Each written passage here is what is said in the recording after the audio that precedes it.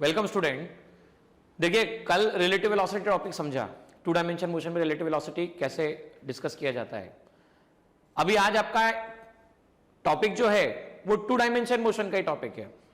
आप देख सकते हैं टेक्स्ट बुक में 3.3.5 प्रोजेक्टाइल मोशन नाम का टॉपिक है। अब बेसिक टू डायमेंशन मोशन में हमने क्या सीखा भाई? बेसिक टू डायमेंशन मोशन में आप लोग हमने सीखा कि पार्टिकल टू डायमेंशन मोशन में तब कहलाता है जब उसके दो कोऑर्डिनेट की हम बात कर रहे होते हैं। मोशन इन प्लेन को हमने टू डायमेंशन मोशन कहा, या तो एक्स वाई कोऑर्डिनेट हो या वाई जेड कोऑर्डिनेट हो या जेड एक्स कोऑर्डिनेट हो, तीनों में से कोई भी कोऑर्डिनेट हो, ओनली टू कोऑर्डिनेट जब यूज होते हैं तो हमने उसे टू डायमेंशन मोशन कहा। हमने एक क्वेश्चन की मदद से सीखा भी था। आपको वेलोसिटी की इक्वेशन गिवन थी, आप ये देख सकते हैं। ये क्वेश्चन हम लोगों ने लास्ट क्लास में किया था कि जब velocity u equal to 5i cap plus 10j cap 2i cap plus 3j cap acceleration given था, तब हमने पार्टिकल की वेलोसिटी और डिस्प्लेसमेंट 5 सेकंड के बाद क्या होगी ये निकाले थे। यहां नोटिस करो, एक्सेलरेशन के दो कंपोनेंट थे, एक 2i था एक 3j था। देखना ध्यान से, एक्सेलरेशन के दो कंपोनेंट थे, एक था 2i, दूसरा कौन सा था 3j। अच्छा 2i, i का coefficient that means x component, भाई j का coefficient that means which component, y component. तो कई टू डायमेंशन मोशन ऐसी मोशन होती है जिसमें क्या होता है, कई टू डायमेंशन मोशन में ऐसा होता है कि पार्टिकल के लिए ax और ay की कुछ सर्टेन वैल्यूज होती है। ax मतलब क्या, x मतलब हॉरिजॉन्टल कंपोनेंट ऑफ एक्सेलरेशन, और ay मतलब क्या, ay मतलब वर्टिकल या y कंपोनेंट ऑफ एक्सेलरेशन। आज हम ऐसी मोशन की स्टडी कर रहे हैं जिसका एग्जांपल आपने कई बार देखा है। चलती हुई बस से आपने कोई खाकर रैपर को फेंका चॉकलेट के, या आपने कागज को उठा के फेंक दिया। चलती हुई बस से आपने बॉल को ड्रॉप कर दिया। आप देखते हो चलती हुई बस से, चलती हुई ट्रेन से, चलते हुए किसी सिस्टम से, चाहे फिर एरोप्लेन आसमान में उड़ रहा हो, हेलीकॉप्टर का मोशन हो और वहां से फूड पैकेट ड्रॉप्स कर दिए जाएं। इन मोशन में एक बात साफ समझ में आती है आपको, पार्टिकल इस तरह से जाता हुआ नजर आता है, इस तरह से। एक और एग्जांपल याद करो जो बहुत पहले भी आप लाइफ में एक्सपीरियंस कर चुके हैं। जब आप किसी बॉल को उठा के थ्रो करते हो किसी सर्टेन एंगल पे, जैसे थ्रो फेंकता है कोई क्रिकेटर, तो उसकी उस मोशन को कौन सी मोशन कहेंगे? जब ग्राउंड से उठा के एक शॉट लगाया जाता है, वो शॉट ऐसा होता हुआ सिक्स में कन्वर्ट होता है, ये मोशन कौन सी मोशन है? देखो इस मोशन में एक बात हो रही है। एक और एग्जांपल इसके माध्यम से आपको समझ में आएगी। लॉन्ग जंप करने से पहले एक पर्सन आता है, भागता है, भागकर एक पॉइंट पे जंप लेता है। जैसे ही जंप लेता है वहां से वो पर्सन ऊपर भी जाता है और आगे भी बढ़ता है। देखो ऊपर भी जाता है और आगे भी बढ़ता है, वापस आगे भी बढ़ता है और नीचे भी आता है, ऊपर जाता है आगे बढ़ता है, आगे बढ़ता है नीचे आता है। ये सब एग्जांपल्स जो आपको देखने को मिल रहे हैं, all these examples concern with a special type of motion. देखो ऑब्जर्व करो इसमें क्या हो रहा था, पर्सन आगे बढ़ रहा था, ऊपर जा रहा था, आगे और ऊपर, फिर वापस आगे बढ़ रहा था, नीचे आ रहा था, आगे और नीचे आ रहा था। तो ये तो कंफर्म हो गया कि ये ग्रेविटेशनल फील्ड में मोशन है। This motion is in gravitational field, बराबर है। अब ये ग्रेविटेशनल फील्ड में जो मोशन है, ग्रेविटेशनल फील्ड में जो मोशन है, ये बात आप समझ रहे होंगे। तो मोशन अंडर ग्रेविटी ये पक्की बात है। और इसमें देखो क्या हो रहा है, ऊपर जाना आगे बढ़ना। ये देखना मेरे हाथ की मूवमेंट को देखना थोड़ा ध्यान से, ऊपर जाना आगे बढ़ना, नीचे आना और आगे बढ़ना, आगे और ऊपर, forward and upward, forward and downward. Forward मतलब x, अपवर्ड मतलब y। भाई फॉरवर्ड मतलब x, अपवर्ड मतलब y, फॉरवर्ड मतलब x और डाउनवर्ड मतलब फिर से y। मतलब दो कोऑर्डिनेट यूज हो गए, एक हो गया x और दूसरा y। इस मोशन को, जिस मोशन में हॉरिजॉन्टल एक्सेलरेशन 0 होता है, हॉरिजॉन्टल एक्सेलरेशन 0 होता है, ax की वैल्यू 0 होती है, बोर्ड पे देखेंगे हम कैसे, और ay की वैल्यू -g होती है, प्रोजेक्टाइल मोशन कहा जाता है। तो प्रोजेक्टाइल मोशन का पाथ आप देख सकते हैं, इस तरह से पार्टिकल को जब प्रोजेक्ट किया गया तो पार्टिकल ऐसा गया, horizontal x, vertical y, certain angle पर u वेलोसिटी से पार्टिकल को थीटा एंगल पे थ्रो किया। O से P जाते समय पार्टिकल आगे भी बढ़ रहा है, ऊपर भी जा रहा है। P से Q पर आते समय पार्टिकल आगे तो बढ़ रहा है लेकिन नीचे आ रहा है। ये बात हम बोर्ड पे देखने वाले हैं कि आखिर इस तरह के ग्राफ को किस तरह से एनालाइज किया जाए। तो इसमें हम क्या क्या पढ़ेंगे, हम ये सीखेंगे कि पार्टिकल की वेलोसिटी, उसका डिस्प्लेसमेंट, बनने वाला एंगल, एंगल के बाद पार्टिकल को मैक्सिमम हाइट पर यहां पहुंचने में कितना टाइम लगेगा, ये हाइट आपके सामने जो डी दिख रही है उसकी वैल्यू कितनी होगी, पार्टिकल की मोशन को जो बताया गया इस तरह से ग्राफ में, इस ग्राफ में जब मोशन को समझाया गया तो वो मोशन बेसिकली किस तरह से डील किया जाएगा इसके बारे में हम सीखेंगे। और रेंज मतलब ये यहां से यहां तक का जो पोर्शन है भाई O से Q तक पहुंचा, देखो O से Q तक पहुंचा, O से Q क्या है, हॉरिजॉन्टली जा रहा है, हॉरिजॉन्टल जा रहा है तो हॉरिजॉन्टल डायरेक्शन का मैक्सिमम डिस्प्लेसमेंट उसे रेंज कहा जाता है। हम उसके बारे में भी सीखेंगे और आगे चल के हम डिफरेंट कंपोनेंट्स में मैक्सिमम हाइट कैसे अचीव होगी और पार्टिकल की वेलोसिटी और इक्वेशन ऑफ प्रोजेक्टाइल नाम का टॉपिक बड़ा ही इंपॉर्टेंट टॉपिक है, ये भी आज हम सीखने वाले हैं। तो आइए शुरुआत करते हैं और समझते हैं कि प्रोजेक्टाइल मोशन किस तरह से एनालाइज किया जाए। देखिए स्टूडेंट, यहां पर पार्टिकल को हमने किसी एंगल पे थ्रो किया, ये देखिए पार्टिकल है, थीटा एंगल पर यू वेलोसिटी से प्रोजेक्ट किया, यहां पर पार्टिकल पहले ऊपर गया।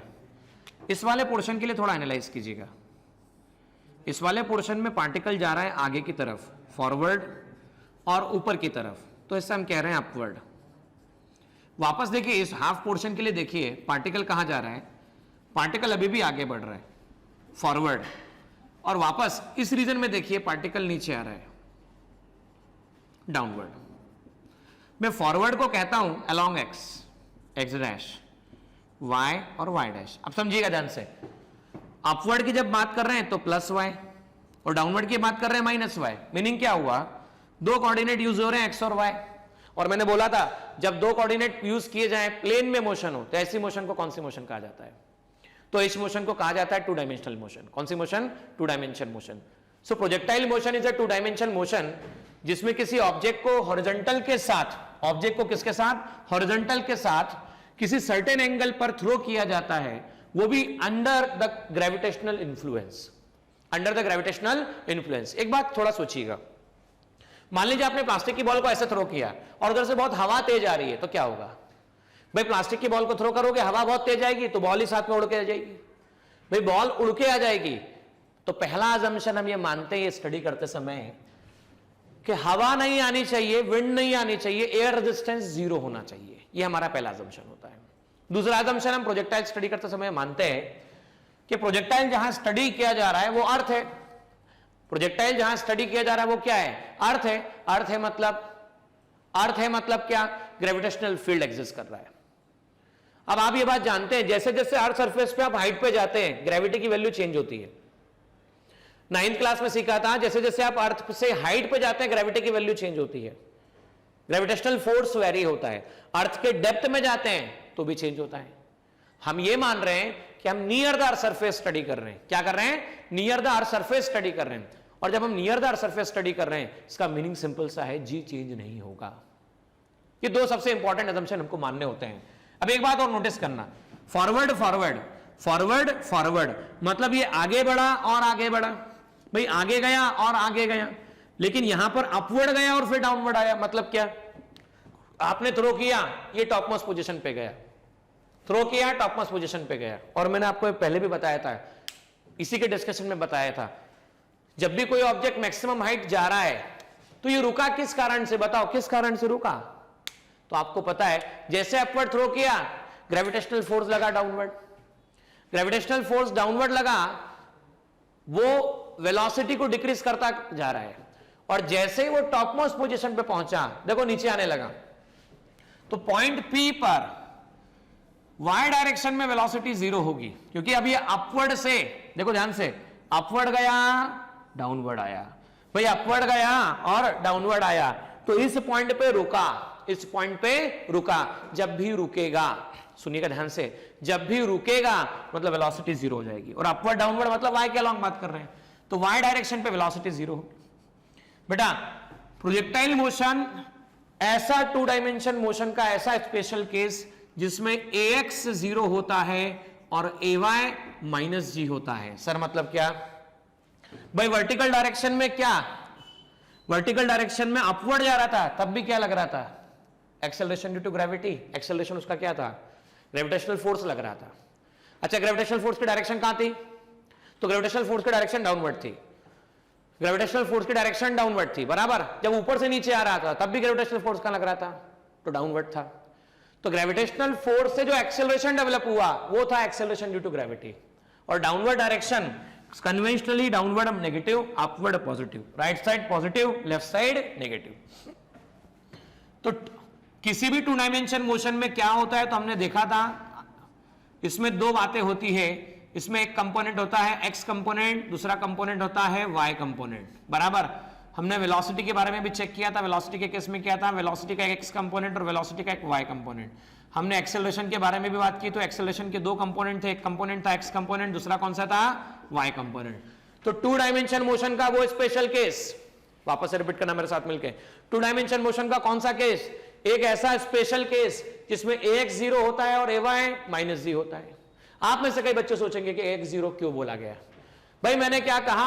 हॉरिजॉन्टल डायरेक्शन में विंड को इग्नोर किया, हॉरिजॉन्टल डायरेक्शन में विंड को इग्नोर किया। अच्छा, अपवर्ड डाउनवर्ड ये मोशन कौन गवर्न कर रहा है? ग्रेविटी। पर एक बार हॉरिजॉन्टल डायरेक्शन में आपने थ्रो कर दिया, बराबर है, वो आगे बढ़ रहा है, फॉरवर्ड जा रहा है, फॉरवर्ड जा रहा है, फॉरवर्ड जा रहा है और फॉरवर्ड जा रहा है। कोई चेंज कर रहा है? कोई चेंज नहीं कर रहा है, वो फॉरवर्ड जा रहा है। एक्सेलरेशन 1-0 का मतलब समझना, फाइनल वेलोसिटी इन एक्स डायरेक्शन, इनिशियल वेलोसिटी इन एक्स डायरेक्शन अपॉन टी, मतलब मैं कह सकता हूं vx की वैल्यू ux के इक्वल, मतलब वेलोसिटी बदलने वाला कोई है ही नहीं, क्योंकि कोई फोर्स लग ही नहीं रहा है। ये बात उम्मीद करता हूं समझ में आ गई होगी कि x इक्वल टू 0 और ay इक्वल टू माइनस जी। ये दो पॉइंट समझने के बाद आगे समझते हैं हम कि भाई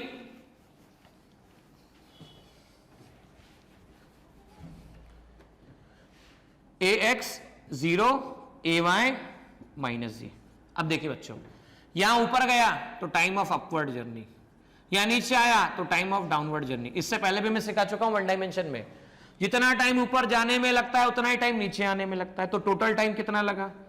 जितना टाइम ऊपर जाने में उतना ही टाइम नीचे आने में, दोनों टाइम सेम होते हैं। लेट इट इज टी, तो आंसर 2t। भाई तो O से P पहुंचा, P कौन सा पॉइंट है? P मैक्सिमम हाइट का पॉइंट है। P कौन सा पॉइंट है? मैक्सिमम हाइट का पॉइंट है। तो P पॉइंट पर क्या है? वेलोसिटी इन वाई डायरेक्शन 0 है, बराबर है, ये टोटल टाइम।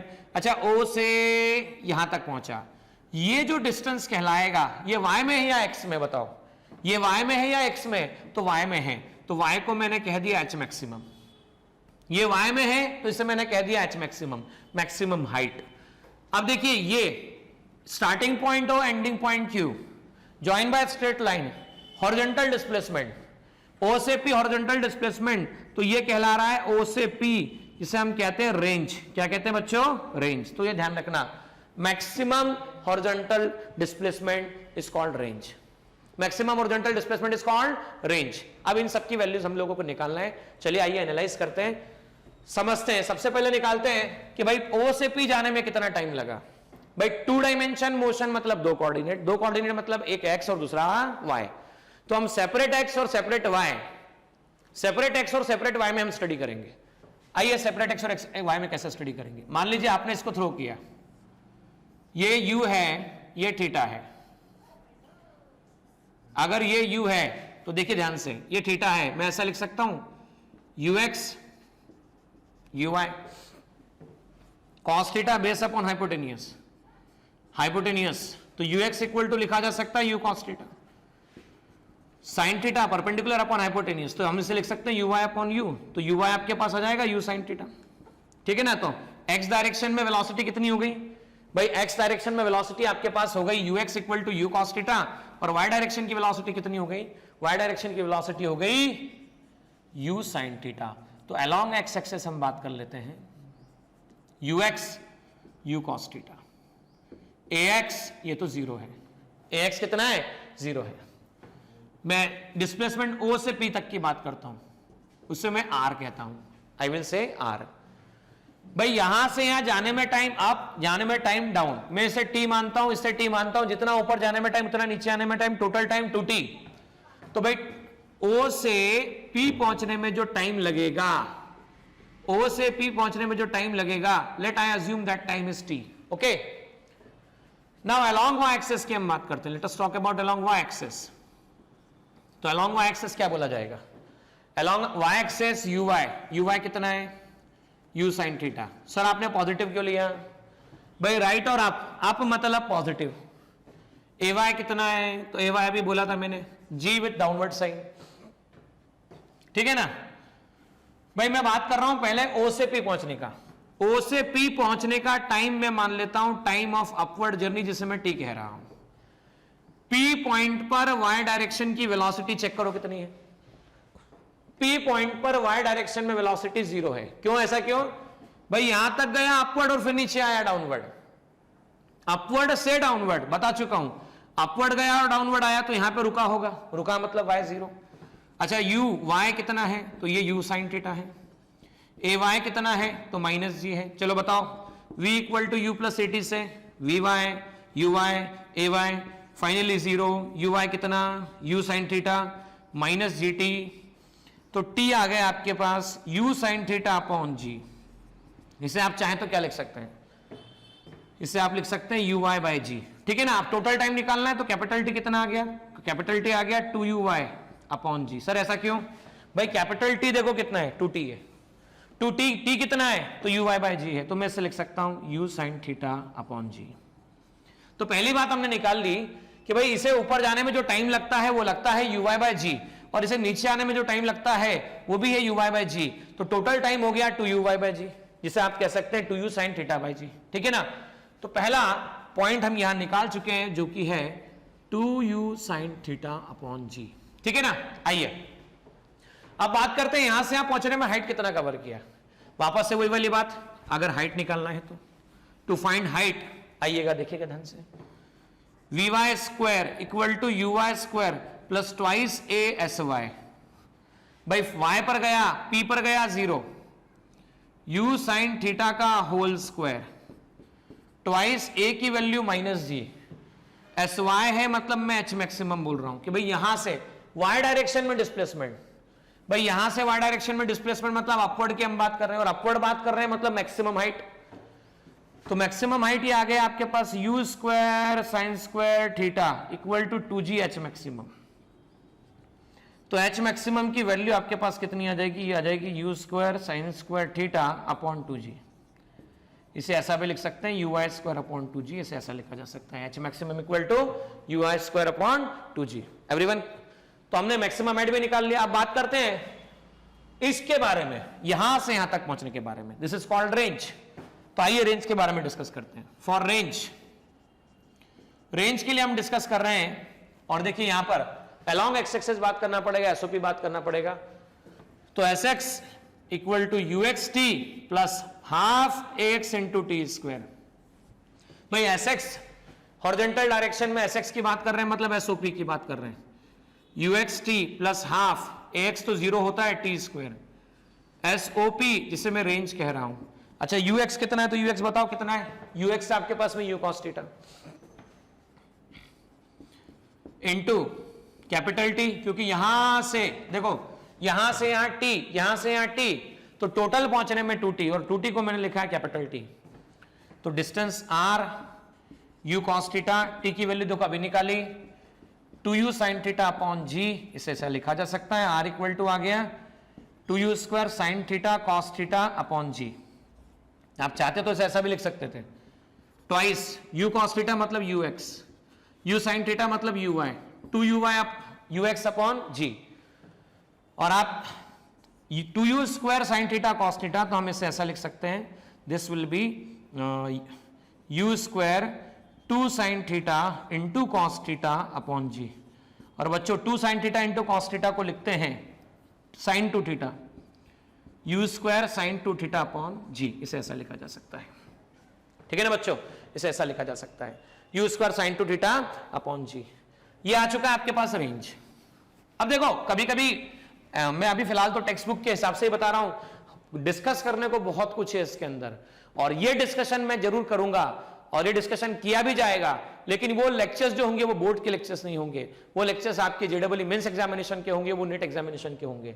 उन लेक्चर्स में ये बात और डिटेल में डिस्कस की जाएगी कि क्या क्या कैसे निकाला जाता है। कम से कम रेंज के कम से कम 10 से 15 केसेस होते हैं जो हमें डिस्कस करने होते हैं, लेकिन फिर कह रहा हूं मैं यहां पर डिस्कस नहीं करूंगा, क्योंकि इस लेक्चर को बनाने का उद्देश्य है कि आपकी टेक्स्ट बुक सिंप्लीफाई हो जाए, आपको टेक्स्ट बुक इजीली समझ में आने लग जाए, यही हमारा उद्देश्य है। आइएगा समझते हैं हम। अभी टेक्स्ट बुक में एक बात और बोली गई है कि भाई ये जो इस तरह का स्ट्रक्चर बना हुआ है आपके सामने, इस पूरे मोशन को बताने वाली एक इक्वेशन होती है, या इस पूरी मोशन को एक इक्वेशन की मदद से समझाया जा सकता है। किसी भी जनरल टाइम टी पर किसी भी जनरल एंगल के लिए एक स्पेशल केस की मदद से समझाया जा सकता है।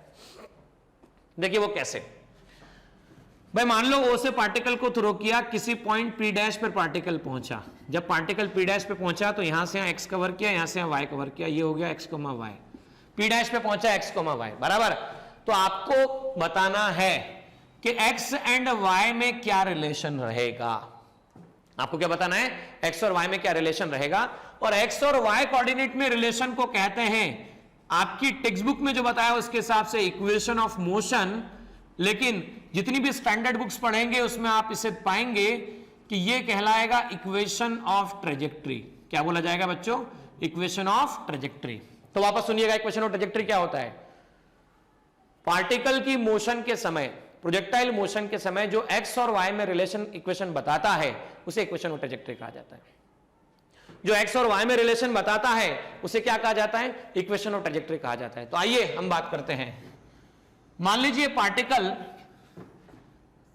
जिसकी मैं बात कर रहा हूं कि टी टाइम के बाद में ओ से थ्रो करने के बाद पार्टिकल पहुंचा जिसका कोऑर्डिनेट एक्स कोमा वाई है P1। तो पहले हम डिस्कस कर लेते हैं अलोंग एक्स एक्सिस। जब पार्टिकल अलोंग एक्स एक्सिस निकला, पार्टिकल जब एक्स एक्सिस के अलोंग निकला तो यहां से यहां तक एस एक्स कितना पहुंचा, एक्स, यू एक्स कितना है, तो ये है यू कॉस थीटा। बोलो एक्स कितना है, 0, और कितने टाइम में पहुंचा, टी टाइम में पहुंचा। तो हम लिख सकते हैं s x equal to u x t plus half a x into t square. This can be written s x equal to u x t plus half x t square. तो हम लिख सकते हैं s x equal to u cos theta into t, u cos theta into t plus half 0 into t square. S x को लिखेंगे x equal to u cos theta into T. ये वो time आ गया जिसमें पार्टिकल वहां पे पहुंचा, t equal to x upon u cos theta बराबर है ना। हम बात करते हैं अलोंग वाई एक्सिस। चलिए अलोंग वाई एक्सिस बात की जाए। भाई अलोंग वाई एक्सिस कहा जाएगा s y equal to u y t plus half a y into t square.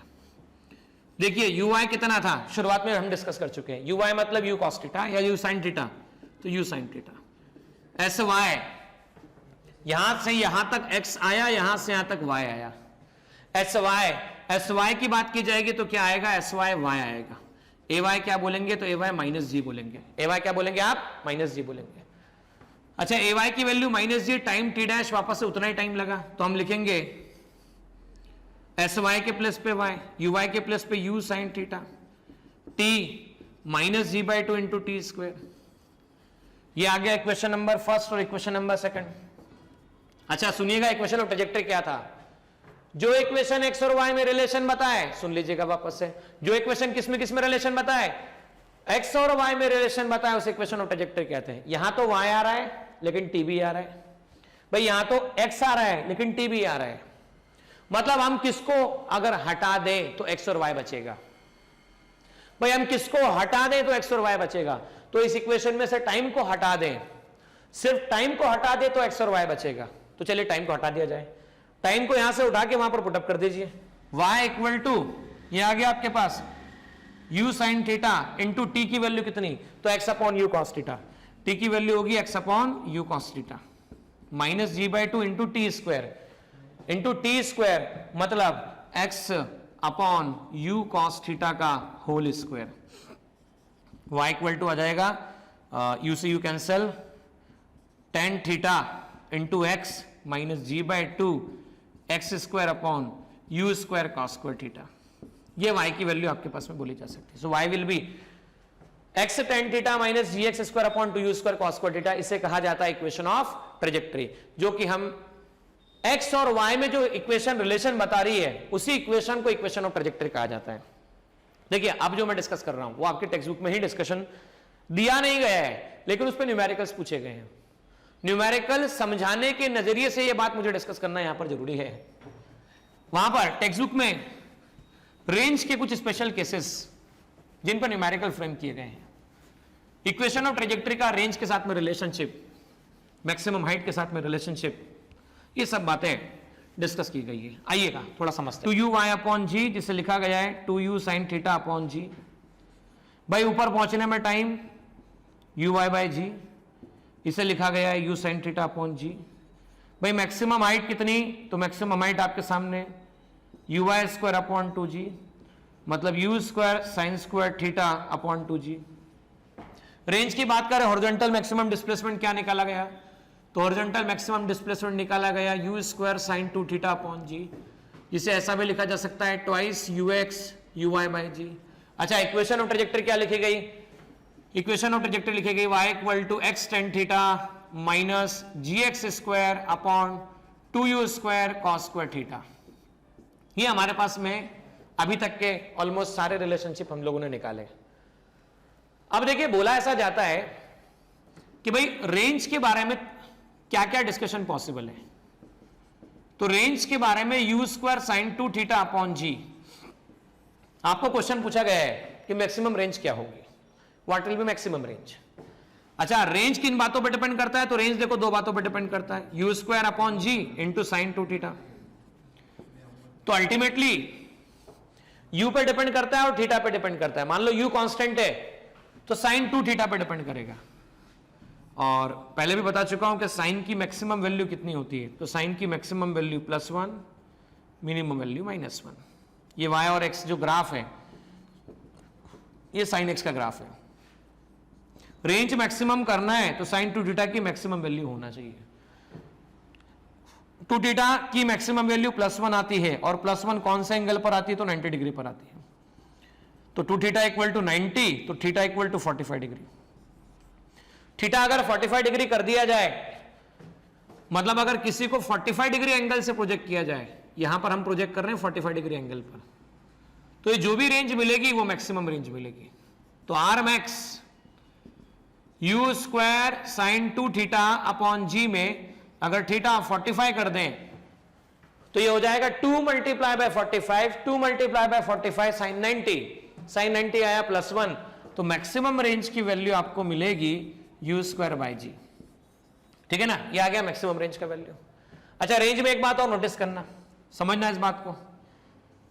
भाई बात ऐसी है कि मैंने किसी ऑब्जेक्ट को 30 डिग्री एंगल पर और उसी ऑब्जेक्ट को 60 डिग्री एंगल पर, दोनों केस में सेम स्पीड 60 मीटर पर सेकंड से थ्रो किया। पूछा गया रेंज कितना निकलेगा, बताना है आप लोगों को। प्रॉब्लम है, वापस सुन लीजिएगा। एक ऑब्जेक्ट को 30 डिग्री एंगल पे, दूसरे ऑब्जेक्ट को 60 डिग्री एंगल पे थ्रो किया है, बराबर है ना। आपको बताना है रेंज कितना होगा जबकि दोनों की स्पीड 60 मीटर पर सेकंड है। 30 60 स्पीड है 60 मीटर पर सेकंड। चलिए रेंज का फॉर्मूला बताइए, कितना होता है रेंज का फॉर्मूला। रेंज का formula r equal to u square sine square theta, r equal to u square sine 2 theta upon g. तो r को क्या लिखा जा सकता है, इसको लिखा जा सकता है 60 का square sine 2 multiply by what 30 पहले केस में अपॉन जी, मतलब 10 ले लेता हूं, 3600 साइन 120 साइन 60 डिग्री अपॉन 10, इससे कैंसिलेशन हुआ 360 इंटू √3/2, तो ये आता है 180 √3। तो 180 √3 मीटर, ऐसा मैं कह सकता हूं R1। ठीक है ना बच्चों, वापस हम बात करते हैं। भाई जब एंगल थीटा 60 डिग्री कर दो, स्पीड तो वही रखो 60 मीटर पर सेकंड, तो मान लेता हूं रेंज है R2, ये लिख दिया u square sine 2 theta upon g. तो रेंज R2 60 का square sine 2 into 60 degree divide by g हम कह सकते हैं 3600 साइन 120, साइन 120 अपॉन 10, इससे कैंसिलेशन हुआ 360 मल्टीप्लाई बाय साइन 120 मतलब साइन 90 प्लस 30। अच्छा, साइन 90 प्लस थीटा कितना होता है, तो कॉस थीटा होता है। Sine 90 plus theta cos theta, cos theta मतलब कॉस 30, और कॉस 30 कितना होता है, तो आप जानते हैं कॉस 30 होता है √3/2, और √3/2 को सॉल्व करते तो आंसर वापस से आता है 180√3। एक बात नोटिस करो, 180√3 180√3 दोनों सेम आया डिफरेंट आया? तो 180√3 180√3 दोनों सेम है या डिफरेंट है? तो दोनों सेम है भाई। 180√3 180√3 दोनों सेम है, रेंज सेम आया। कब आया? जब एक का एंगल 30 था, दूसरे का एंगल 60 था, लेकिन स्पीड दोनों का सेम था। मतलब ये कंक्लूजन निकला, प्रोजेक्टाइल मोशन में अगर किसी ऑब्जेक्ट को दो ऐसे एंगल से थ्रो किया जाए, पहला एंगल था 30, दूसरा एंगल था 60, दोनों का सम कितना आ रहा है? तो 30 + 60 मतलब कितना? 90।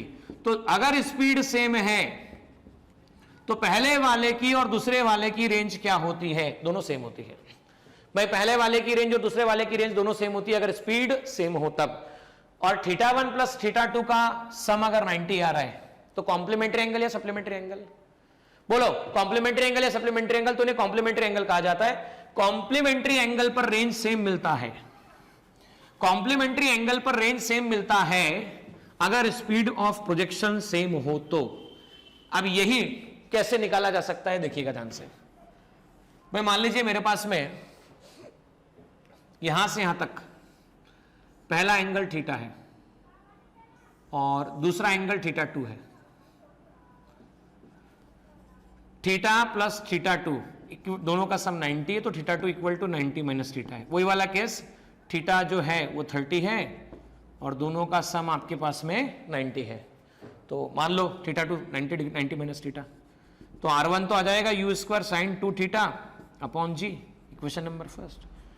रेंज सेकंड केस में आएगा u² sin 2θ1 अपॉन g, θ2 कह देते हैं। अच्छा, θ2 कितना रखना है? तो R2 आप जानते हैं कितना होता है? u² sin 2 × θ2 मतलब 90 - θ। आप और हम ये बात जानते हैं अच्छे से कि R2 = कितना आएगा? तो R2 = आएगा u² sin 180 - θ अपॉन g। और आप जिन भी बच्चों को पता नहीं तो ये लिख लीजिएगा sin 180 यहाँ 2θ आएगा, क्योंकि मल्टीप्लिकेशन में 2 है। 2 × 90 180 - 2θ, तो 180 - 2θ आने वाला है। sin 180 - 2θ को लिख सकते हैं आप sin, या पहले ऐसा समझ लो sin 180 - x, इसे sin x लिखा जा सकता है। तो यह फॉर्मूला sin 180 - 2θ होगा, तो इसे लिखा जाएगा sin 2θ। तो रेंज आपके पास आ जाएगा u² sin 2θ अपॉन g। अब इक्वेशन चेक कर लो, इक्वेशन फर्स्ट और सेकंड को चेक करो। फर्स्ट है R1, सेकंड है R2, R1 R2 दोनों को इक्वेट कर दो, तो हम कह सकते हैं सीधा सीधा u² sin 2θ अपॉन g, यही R1 है और यही R2 है। और अभी हमने क्वेश्चन से भी सीखा था रेंज कॉम्प्लीमेंट्री एंगल के लिए सेम होता है, ये बात हम समझ चुके हैं। रेंज का मैक्सिमम होना हमने सीख लिया है। अब मैक्सिमम रेंज होने पर मैक्सिमम हाइट कितनी थी? नोटिस कीजिएगा, अगर 45 डिग्री एंगल पे थ्रो किया जाए, स्पीड आप 60 डिग्री रख देते हैं, sin 45 1/√2, तो आप एक काम करते हैं 100√2 स्पीड बोल देते हैं। तो आपको निकालना है रेंज और आपको निकालना है 45 डिग्री एंगल पर मैक्सिमम हाइट। और इसको हम दोनों तरीके से भी सॉल्व करेंगे, इस तरीके से भी और दूसरे तरीके से भी। भाई रेंज और मैक्सिमम हाइट की हम बात कर रहे हैं, यू आपके पास 100√2 है। रेंज का फॉर्मूला आप जानते हैं u² sin 2θ अपॉन g होता है। तो भाई रेंज मान लीजिए u² sin 2 × 45 degree upon g, तो आप लिख सकते हैं सीधा सीधा u²/g। u कितना है आपके पास में चेक कर लीजिए, what is the value of u? 100√2 का स्क्वायर अपॉन 10, तो रेंज आ गया आपके पास 100, ठीक है ना, का स्क्वायर इंटू 2 / 10, यह आ गया 12 इंटू 100 इंटू 2 अपॉन 10, इससे कैंसिलेशन हुआ। 100 × 10 1000, 2000 आपके पास में रेंज आ गई। अब मैक्सिमम हाइट निकालते हैं, तो मैक्सिमम हाइट निकालते समय hmax = u² sin² θ upon 2g। u² मतलब 100 का स्क्वायर, sin² 100√2 का स्क्वायर, बेटा 100√2 का स्क्वायर, sin² 45 अपॉन 2 इंटू 10, तो आप लिख सकते हैं 100 इंटू 100 इंटू 2 इंटू 1/√2 का स्क्वायर, मतलब 1/√2 का square that is 1/2 upon 2 into 10, 10 से 10 कैंसिल, 2 से 2 कैंसिल, 100 इंटू 10 डिवाइड बाय 2, ये आ गया आपके पास 100 इंटू 5, 500 मीटर। अच्छा अब एक बात नोटिस करना, क्या रिलेशन नजर आ रहा है दोनों में? एच मैक्स और आर में क्या रिलेशन नजर आ रहा है? Range is 4 times of H maximum. Sir ऐसे कैसे? देख भाई ऐसे, एच मैक्सिमम की वैल्यू लिख 500, 500 मल्टीप्लाई बाय 4 कितना आ रहा है? तो आ रहा है 2000 मीटर। तो इसको आप ऐसे भी कर सकते थे कि भाई अगर आपको ऐसा कह दिया जाए कि रेंज की मदद से मैक्सिमम हाइट निकालो और मैक्सिमम हाइट की मदद से रेंज निकालो, तो आप इसको ऐसा भी सॉल्व कर सकते थे कि भाई रेंज का फॉर्मूला था u square sine 2 theta upon g, जिसे लिखा गया था u square 2 sine theta cos theta upon g, और मैक्सिमम हाइट का फॉर्मूला था u square sine square theta upon 2g। दोनों को डिवाइड कर देते हैं r अपॉन h मैक्सिमम। तो r कितना है? तो r है 2u square sine theta cos theta upon g, और h मैक्सिमम कितना है? तो ये है u square sine square theta upon 2g। u square cancel, sine theta cancel, g से g cancel, 2 cos theta upon 1 into 2 upon sine theta, 4 cos theta upon sine theta, मतलब मैं cot theta लिख सकता हूं, r अपॉन h मैक्सिमम। तो हम ऐसा भी लिख सकते हैं tan थीटा, नोटिस करना इस बात को ना, r upon h maximum cross multiply कर देते हैं, तो 1 अपॉन cot theta 4h maximum upon r। तो सीधे सीधे आप लिख सकते हैं 4h maximum upon r equal to tan theta, 4h maximum upon tan theta. और अगर थीटा 45 डिग्री हो तो थीटा 45 डिग्री होने पर सीधा सीधा लिखा जा सकता है h4h maximum upon r equal to tan 45 degree. tan 45 1 होता है, तो 4h maximum equal to r, ऐसा लिखा जा सकता है। मतलब क्या? आपको क्वेश्चन ऐसा फ्रेम किया जाए कि आपने थ्रो किया 45 डिग्री एंगल पे थ्रो किया, 1000 मीटर रेंज है, तो बताओ हाइट कितनी होगी? तो 1000 मीटर अगर रेंज है तो हाइट होगी divide by 4, that is 250 metre. Directly भी निकाला जा सकता है, कई बार पूछा भी गया एग्जामिनेशन में। तो ये प्रोजेक्टाइल मोशन से कंसर्न जो डिस्कशन, सफिशिएंट डिस्कशन जो है, जो आपको टेक्स्ट बुक को मदद करने के लिए या टेक्स्ट बुक को समझने के लिए चाहिए, वो हम कर चुके हैं। देखिए प्रोजेक्टाइल मोशन तो अपने आप में अच्छा खासा टॉपिक है, जिसमें बहुत सारे टॉपिक्स डिस्कस होते हैं। इसमें से एक टॉपिक ऐसा भी है बच्चों, वो टॉपिक आपकी टेक्स्ट बुक के एक्सरसाइज में एक क्वेश्चन दिया गया है प्रोजेक्टाइल मोशन के लिए ही, और उस क्वेश्चन के बारे में टेक्स्ट बुक में थ्योरी में कहीं कुछ भी डिस्कशन नहीं किया गया है। तो कई बार ऐसा होता है, इंक्लाइन प्लेन पर रेंज कैसे निकाला जाए, इसका वो एक क्वेश्चन अवेलेबल है। तो वो जो क्वेश्चन है इंक्लाइन प्लेन पर जो रेंज निकालने का क्वेश्चन है, उसका मैं सेपरेट वीडियो आपके लिए बना चुका हूं, और वो सेपरेट वीडियो जब आप देखेंगे तो आपको क्लियर हो जाएगा, समझ में आ जाएगा कि आखिर हम किस तरह से इसे सॉल्व करते हैं। ऑल्दो डिटेल में आपके टेक्स्ट बुक की थ्योरी में कहीं पर दिया नहीं गया है, लेकिन फिर भी उसका न्यूमेरिकल अच्छे लेवल पे पूछा गया है। देखिए यहां पर एक प्रॉब्लम आपसे कहा गया है 3.7 प्रोजेक्टाइल का एक क्वेश्चन है। आपने एक स्टोन को थ्रो किया जिसका वर्टिकल वेलोसिटी का कंपोनेंट 20 मीटर पर सेकंड, हॉरिजॉन्टल 15 मीटर पर सेकंड है। आपको पोजीशन और वेलोसिटी, पोजीशन मतलब टोटल डिस्प्लेसमेंट, 3 सेकंड के बाद वो कहां पर होगा, मैक्सिमम हाइट कितनी होगी, हॉरिजॉन्टल डिस्टेंस कितना होगा और टाइम ऑफ फ्लाइट कितना होगा, ये बताना है। तो आइए बोर्ड पे चलिए और सीखिए इस प्रॉब्लम को कैसे सॉल्व किया जाए। देखिए यहां पर ux 15, uy 20, ax 0, ay -g और टाइम 3 सेकंड दे रखा है। सबसे पहले रेंज का फॉर्मूला याद कीजिए, twice ux uy by g। Time of flight का याद कीजिए 2uy bye g। Maximum height का याद कीजिए, ये था uy स्क्वायर अपॉन 2g, बराबर है ना। तो देखिए ट्वाइस ux की वैल्यू कितनी गिवन है 15, uy कितना है 20, 15 मल्टीप्लाई बाय 20 डिवाइड बाय 10, इससे कैंसिलेशन हुआ, ये आंसर आता है आपके पास में 60 मीटर। मैक्सिमम हाइट की बात करें, टाइम ऑफ फ्लाइट की 2uy, सो 2 मल्टीप्लाई बाय uy कितना है, तो uy आपके पास है 20 डिवाइड बाय 10, इसे सॉल्व करते हैं तो आंसर 4 सेकंड आता है। मैक्सिमम हाइट की बात करें, uy square upon 2g, uy कितना है, तो 20 का स्क्वायर अपॉन 2 इंटू जी मतलब 10, तो 20 मीटर इसका आंसर आता है। अच्छा वेलोसिटी निकालना है, projectile motion two dimension motion, और टू डायमेंशन मोशन में हम जानते हैं दो कंपोनेंट वेलोसिटी के होते हैं, एक होता है एक्स कंपोनेंट और दूसरा होता है आपके पास में वाई कंपोनेंट.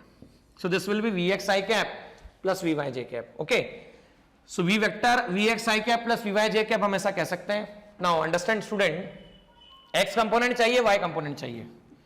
सिमिलरली डिस्प्लेसमेंट अगर निकालना हो, पोजीशन निकालना हो, तो इसे s x i cap plus s y j cap इसे कहा जा सकता है. तो हम कह सकते हैं along x axis, along x axis की बात की जाए तो vx इक्वल टू आएगा ux plus ax into t. ux कितना है आपके पास, ux से 15, ax की वैल्यू आपके पास कितनी है 0 मल्टीप्लाई बाय टी, तो vx तो आपके पास वही रहने वाला है जो ux था 15 मीटर पर सेकंड.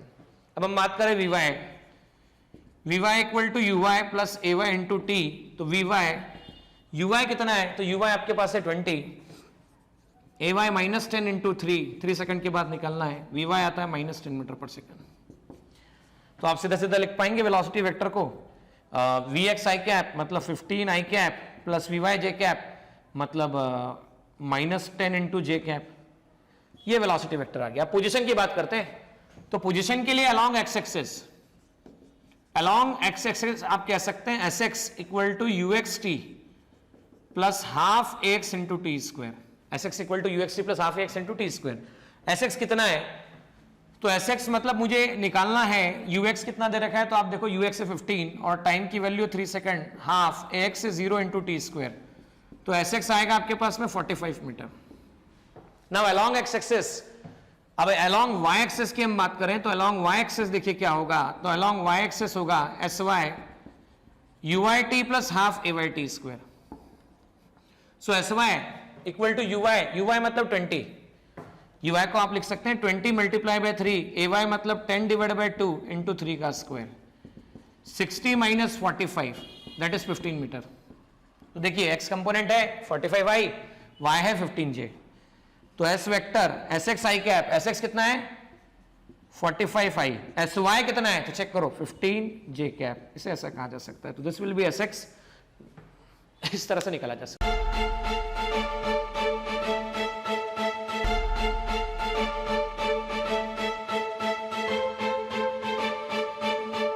पुरोहित अकॅडमी, मेन ब्रांच प्रभात चौक, MJ कॉलेज रोड, लोकमान्य हॉस्पिटलच्या बाजूला, जळगाव, आणि पांडे क्लासेस जवळ, बंधन बँके शेजारी, ट्रॅफिक गार्डनच्या समोर, जळगाव.